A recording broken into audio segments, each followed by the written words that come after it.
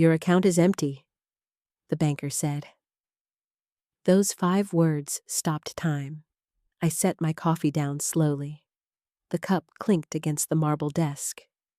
I stared at Avara Lee, the woman who'd managed my finances for 16 years, watching her mouth move but hearing nothing except that one impossible sentence echoing in my skull.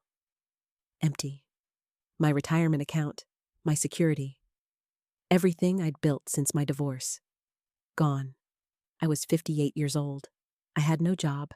I had no backup plan. I had nothing. "I don't understand," I heard myself say. My voice sounded like someone else's, someone far away. Avara's fingers moved across her keyboard. She was nervous. I could see it in the way she wouldn't meet my eyes, the way her jaw tightened. She'd been my financial advisor since I was 42, since the divorce settlement gave me just over $1 million, and the responsibility to make it last the rest of my life. I'd trusted her completely. She'd seemed so competent, so reassuring, so professional in her tailored suits and understated jewelry. She'd built a reputation in this office as someone who specialized in helping women navigate their finances after major life changes. "The account shows a series of withdrawals," Avara continued, her voice taking on that careful tone people use when delivering bad news. "Starting 18 months ago." 18 months. I did the math in my head. That would have been right after my daughter-in-law Eileen convinced me to give Avara power of attorney to make investment decisions more quickly. Eileen had been so helpful, so concerned about my financial security. She'd insisted that modern markets moved too fast for me to approve every transaction personally. I'd been reluctant, but Eileen had been persistent. She'd brought her laptop to my house and walked me through it, pointing out how much easier it would be, how much better returns I could get if we didn't waste time with delays.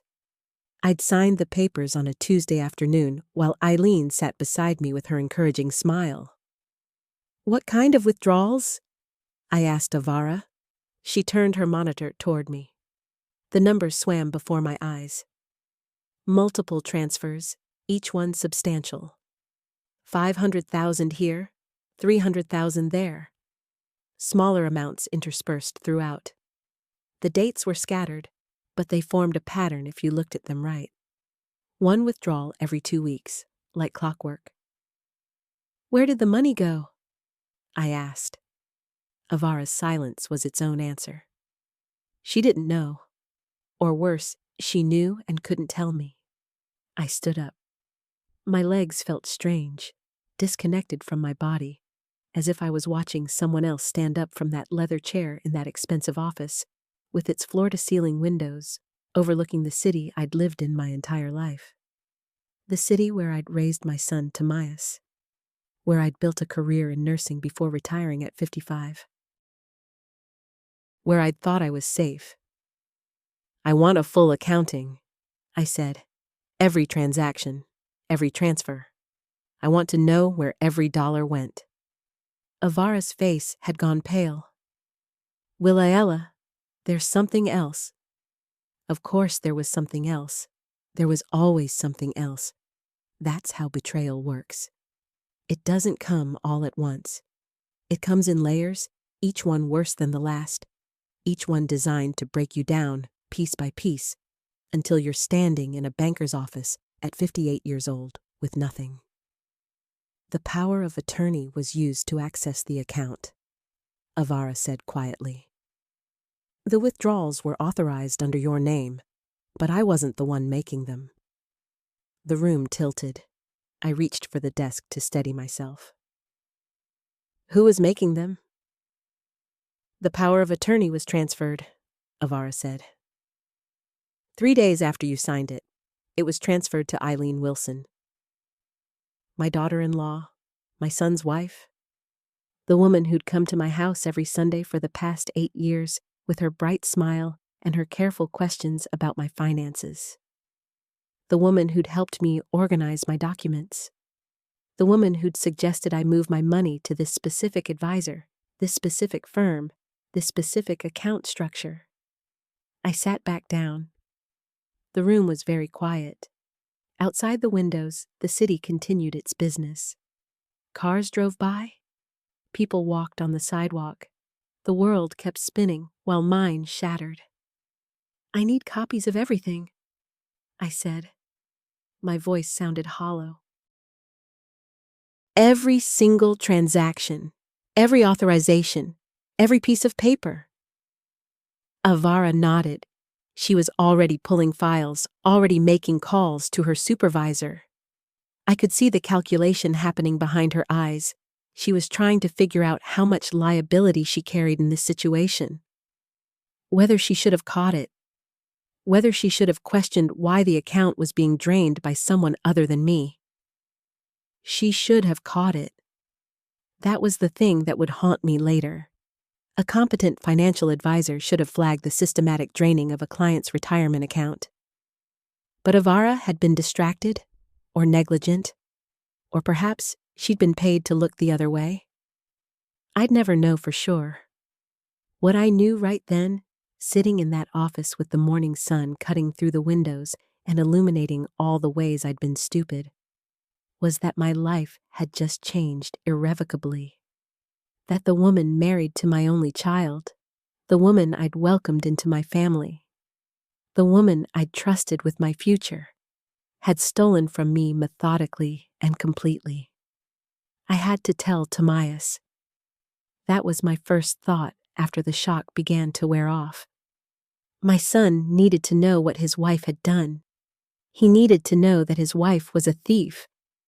I didn't know yet that Tomias already knew. I didn't know that the entire thing had been his idea. The drive from Avara's office to my house took 40 minutes. I sat in traffic with my hands on the steering wheel, staring at the brake lights of the car in front of me, trying to process what had just happened, trying to reconcile the woman I thought I knew with the woman who'd systematically emptied my bank account. $873,000. That was the total Avara had calculated before I left her office. $873,000 of my $1 million settlement gone, transferred to accounts I didn't recognize, accounts that, when Avara checked them, had already been emptied and closed. Eileen had been thorough. She'd covered her tracks well, or someone had helped her cover her tracks. Someone with more financial sophistication than my daughter-in-law possessed. Someone like my son, who worked in investment banking and understood the intricacies of moving money through systems designed to obscure its origin. I pulled into my driveway at noon. My house looked the same as it always did. A modest 3-bedroom colonial in a quiet neighborhood. I'd bought it 10 years ago with part of my divorce settlement, and I'd paid off the mortgage 3 years ago. It was paid for. That was something at least. They couldn't take my house. Not yet, anyway. I sat in my car in the driveway for 10 minutes before I went inside. I needed to think about how to approach this. I needed to think about what I was going to say to my son. I needed to think about whether confronting him would do any good, or whether I should go straight to the police. The police. That was a word that felt surreal. Reporting my son's wife. Reporting my son if he was involved. Filing a theft report. Pressing charges against family. I got out of the car and walked into my house. The living room was exactly as I'd left it that morning. My reading glasses on the side table next to my chair. The newspaper folded to the crossword puzzle I'd been working on. My life, frozen in the moment before everything fell apart. I called Tomias. He answered on the 3rd ring. "Hi, Mom," he said. He sounded normal. He sounded like a son calling his mother back. "What's up?" "I need you to come over," I said. "Today. Right now." There was a pause, a long one. In that pause, I realized something. Tomias knew. He knew I'd discovered what Eileen had done. He knew I was calling to confront him about it. That pause was him calculating how to respond, what to say, how to manage me. "I'm at work," he said carefully. Can it wait until tonight? No, I said. It cannot wait. Come now, or I'm calling the police. Another pause. Then, I'll be there in 30 minutes. I hung up without saying goodbye. While I waited, I made tea. I went through the motions of putting the kettle on, selecting a mug, dropping in a tea bag. My hands moved automatically, while my mind spun in circles. 37 years. I'd been Tomias's mother for 37 years. I'd carried him for 9 months. I'd given birth to him. I'd raised him. I'd paid for his college education. I'd supported him through his divorce from his first wife. I'd been there for every major moment of his life. And he'd stolen from me. The kettle whistled. I poured the hot water over the tea bag and watched it bloom and darken. The kitchen was very quiet. Outside, it was a beautiful day. The kind of day that made you want to be alive, to be grateful for your life, to appreciate the small blessings. I had no blessings left. I had a house and a car and a pension that would cover my basic expenses if I lived very carefully. I had no retirement savings. I had no cushion for emergencies. I had no security. I heard Tomias's car pull into the driveway. He arrived in 32 minutes. He was driving his Audi, the car I'd helped him buy after his promotion 2 years ago.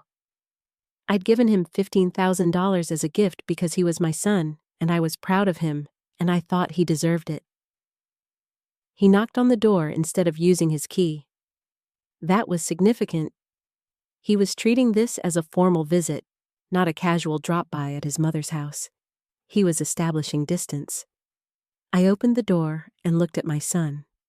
He was tall, with dark hair and my ex-husband's sharp features. He was wearing a suit and tie, as if he'd come straight from the office, as if this was just another item on his schedule between meetings. "Come in," I said. He followed me into the living room. He didn't sit down. He stood in the middle of the room with his hands in his pockets, and he looked at me with an expression I'd never seen on his face before. It was cold, calculating. It was the expression of someone looking at a problem that needed to be solved, not at his mother. "You went to Avara," he said. It wasn't a question. "Yes," I said. I wanted to check on my investments. Imagine my surprise when I discovered that my financial advisor had transferred my power of attorney to my daughter-in-law without my knowledge or consent. "You gave her the power of attorney," Tomias said. "You signed the papers." "I gave her the power of attorney to make investment decisions," I said. "I did not give her the power of attorney to drain my bank account. That's theft, Tomias. That's a felony." He was quiet for a moment. Then he said, "Eileen needed money." That was it. That was his justification. His wife needed money, so they'd stolen mine. As if that explained everything. As if that made it acceptable. "For what?" I asked. "Does it matter?" he said. "She needed it. We needed it." "For what?" I repeated. My voice was louder now. I could feel my hands starting to shake, but I forced them still. "Tell me what you needed almost $900,000 for." Tomias looked away. He walked to the window and stared out at the street. "I made some bad investments," he said quietly. "Really bad ones. I was leveraged heavily, and when the market shifted, I lost everything. I owed people money. Serious people. People who don't accept excuses." There it was. The real story. Not that Eileen had stolen from me, but that Tomias had gambled with money he didn't have and lost, and when the debt came due, they'd decided to steal from me to cover it. They'd decided that my retirement security was less important than Tomias's gambling debts. "You could have asked me," I said. "You could have come to me and told me the truth." "And what?" Tomias said, turning to face me. You would have given me $900,000? You would have bankrupted yourself to save me from my own stupidity? I don't know, I said. But I would have had a choice. You took my choice away. You took my future away. You stole from me. I'm your son, Tomias said. His voice had an edge to it now, an anger that matched my own. Family takes care of family. You would have wanted to help me. We just accelerated the process. You didn't accelerate anything, I said. You committed fraud. You committed theft. You committed a crime, and you involved your wife in it. Do you understand what you've done? Tomias was quiet. He sat down on my couch, suddenly looking exhausted. He looked like a man who'd been carrying a heavy burden and had finally set it down. He looked like my son, but he also looked like a stranger. The people I owed money to, he said quietly. They're not the kind of people you say no to. If I didn't pay them, they were going to hurt me. They were going to hurt Eileen. They might have hurt you. That was a threat. That was him telling me that this was my fault for not having the foresight to be stolen from preemptively. That this was my fault for not understanding the danger he was in. That this was my fault for not offering my money to him voluntarily. I'm calling the police, I said. Tomias looked up at me. If you do that, I'll tell them that you authorized the transfers. I'll say you changed your mind about giving Eileen the power of attorney, and now you're trying to frame us both to cover up your own financial mismanagement. He said it calmly. He said it like a man who'd already planned this conversation, who'd already calculated his defense, who'd already decided how he was going to protect himself. No one will believe that, I said. Won't they? Tomias said. He stood up. You're a woman in her late 50s. You're retired. You've never worked in finance. You gave your financial advisor power of attorney. You gave your daughter-in-law power of attorney. You let your accounts be drained for 18 months without noticing. That makes you look negligent at best, complicit at worst. And I'm a successful investment banker. I have credibility. I have documentation. I have emails from you authorizing the transfers. I never sent you any emails, I said. You will, Tomias said, or I'll fabricate them. Either way, it won't matter. The evidence will support my version of events. I stared at my son. I was looking at him, but I didn't recognize him. The person standing in my living room was not the boy I'd raised. The person standing in my living room was a stranger who looked like my son, but had none of his conscience, none of his decency, none of his humanity. Get out, I said. Mom, he started. Get out of my house, I said. Right now. He left. He walked to the door, and he left. He didn't argue. He didn't try to convince me further. He just left, as if he'd already written me off, already decided that I was no longer worth his time or effort. I locked the door behind him. Then I sat down on my couch, and I did something I hadn't done in years. I cried. I cried for the son I'd lost. I cried for the future I'd lost. I cried for the woman I'd been before I walked into Avara's office that morning. When I was done crying, I picked up the phone and called a lawyer. The lawyer's name was Meror Lee, and she came highly recommended by a friend from my nursing days. She was a woman in her early 60s with gray hair and sharp eyes, and she listened to my story without interrupting, without expressing shock or sympathy, just taking notes and asking clarifying questions. When I was done, she set down her pen and looked at me over her reading glasses.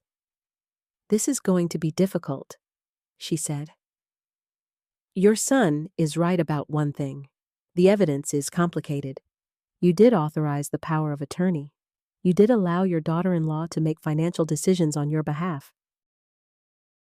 The fact that she exceeded her authority is something we can prove, but it will require forensic accounting and possibly criminal investigation. I want to press charges, I said. I understand, Maror said.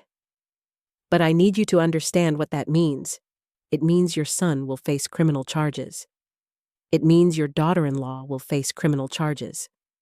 It means your family will be destroyed. My family is already destroyed, I said. My son stole from me. My daughter-in-law stole from me. My family destroyed itself. Maror nodded. Then we'll move forward with a criminal complaint. I'll also file a civil suit to recover the stolen funds. We'll need to get the police involved, and we'll need to work with the FBI if the money was transferred across state lines. It was, I said. Avara said the accounts were in different states. Then it's a federal matter, Maror said. That's actually good for us. Federal investigators are thorough. They're professional. They won't be swayed by personal relationships or family pressure. I spent the next 6 hours in Maror's office, going through documents and giving statements. By the time I left, I'd officially reported my son and daughter-in-law to the police for theft and fraud. I'd given the police access to all my financial records. I'd signed documents authorizing criminal investigation into my accounts. I drove home in a daze. The sun was setting, turning the sky orange and pink. The world looked beautiful and terrible and completely indifferent to my suffering. That night, I sat in my living room and waited for the phone to ring. I knew it would. I knew that Tomias would call, or Aileen would call, or someone would reach out to try to convince me to recant my statement.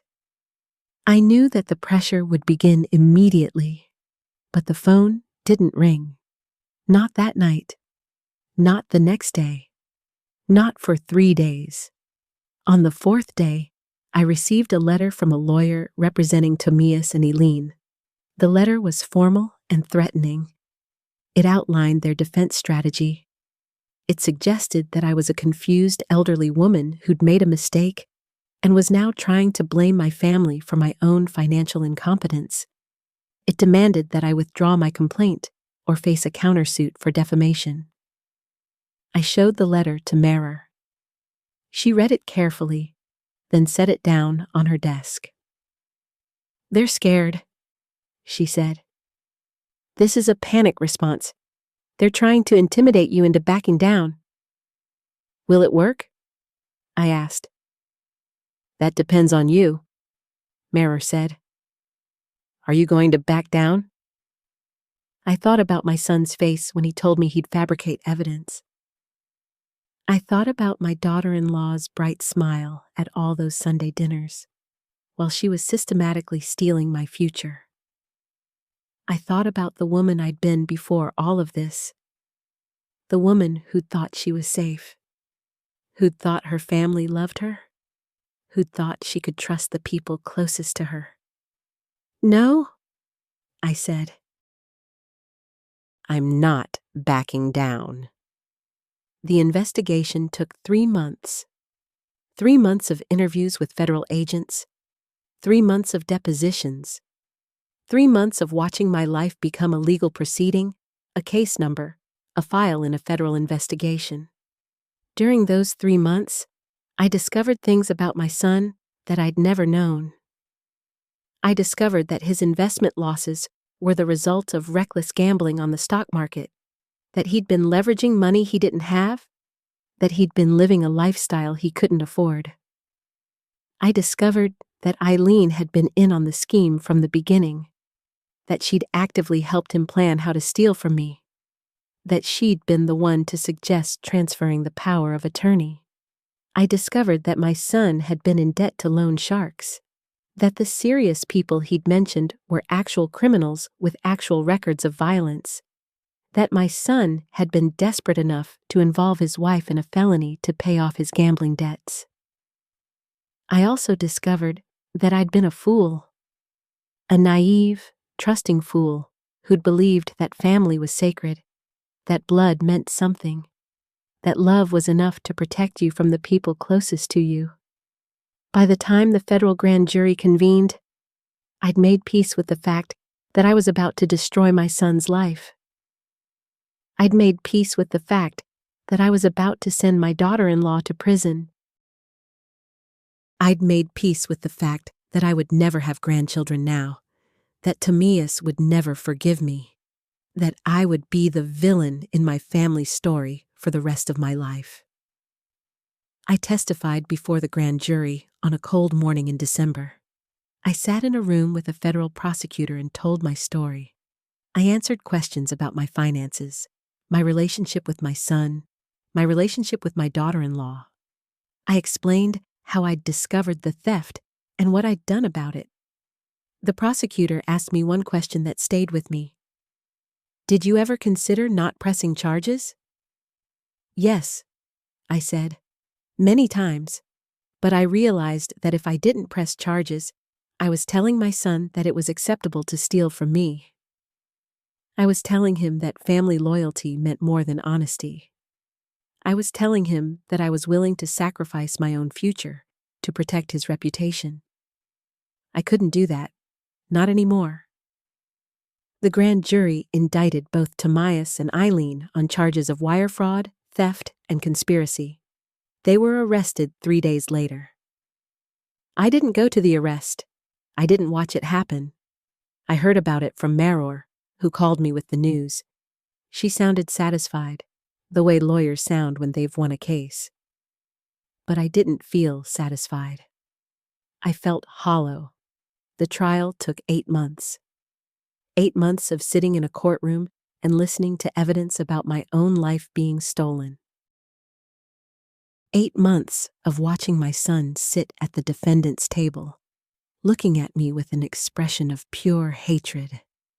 8 months of watching my daughter-in-law cry and claim that she'd been coerced, that she'd been a victim of Timaeus's manipulation, that she'd never wanted to steal from me. The jury didn't believe her. They convicted both of them on all counts. Timaeus received a sentence of 5 years in federal prison. Eileen received a sentence of 3 years. The judge ordered them to pay restitution, though everyone in the courtroom knew that restitution would be symbolic at best. They didn't have the money to pay back what they'd stolen. They would never have the money. I sat in the courtroom on the day of sentencing and watched my son be led away by federal marshals. He didn't look at me. He didn't acknowledge me. He just looked straight ahead, as if I didn't exist, as if I'd never existed. I thought I would feel vindicated. I thought I would feel like justice had been served. Instead, I felt like a mother who'd sent her son to prison. I felt like I'd destroyed my family. I felt like I'd chosen money over blood, and that made me a monster. But then I remembered the $873,000. I remembered the 18 months of systematic theft. I remembered the moment when Timaeus told me he'd fabricate evidence. I remembered the threat in his voice when he suggested that the people he owed money to might hurt me. And I realized that he'd already destroyed the family. I was just the one who'd had the courage to acknowledge it. The recovery process took years. Years of rebuilding my life from the ashes of what I'd thought my life was going to be. Years of learning to live on less money than I'd anticipated. Years of working part-time as a nurse again because I needed the income, because my pension alone wasn't enough. But I also rebuilt myself. I went to therapy and learned about manipulation and gaslighting and the ways that family loyalty can be weaponized against you. I reconnected with friends I'd neglected while I was focused on my family. I traveled. I took classes. I learned that I could be happy without my son's approval, without my family's validation. 2 years after the trial, I received a letter from Timaeus. He was in federal prison in Pennsylvania, serving his sentence. The letter was short. It didn't apologize. It didn't ask for forgiveness. It just said that he understood now why I'd done what I'd done, that he was getting help for his gambling addiction, that he hoped one day I might be able to forgive him. I didn't write back. I didn't visit him. I didn't respond to his letter in any way. I put it in a drawer, and I moved on with my life. Eileen was released after serving 2 years. She moved to California. I heard through mutual acquaintances that she'd remarried and was trying to rebuild her life. I didn't care. I didn't have the energy to care about Eileen anymore. 3 years after the trial, I sold my house. I'd paid it off years ago, and I realized that it was too big for just me, too full of memories of a life I no longer lived. I moved into a smaller apartment in a different neighborhood, a place where I didn't run into people who knew my family, where I didn't have to explain what had happened to my son, where I could just be a woman who'd survived betrayal and moved on. Today, 5 years after I walked into Avara's office and learned that my account was empty, I'm 63 years old. I'm working as a nurse at a local hospital, and I love my job. I have friends. I have hobbies. I have a life that's smaller than the one I'd planned, but it's honest and it's mine. I still have nightmares sometimes.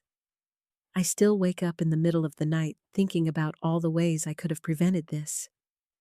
I still wonder if I made the right choice in pressing charges. I still grieve the son I thought I had, even though I know now that he never really existed. But I also know that I did the right thing. I know that I stood up for myself when it would have been easier to stay silent. I know that I chose my own future over my family's comfort. I know that I survived, and I know that if you're reading this, if you're facing a similar situation, if you're wondering whether you should press charges against someone you love, the answer is yes. The answer is always yes, because family doesn't get to steal from you. Family doesn't get to destroy your future. Family doesn't get to betray you and expect you to protect them. You deserve better. You deserve to be safe. You deserve to have a future. If you're in a similar situation, please reach out to a lawyer. Please reach out to the authorities. Please reach out to someone who can help you. Don't make the mistake I made. Don't wait.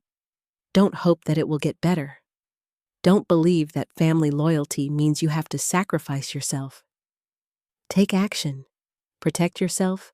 Reclaim your future. Your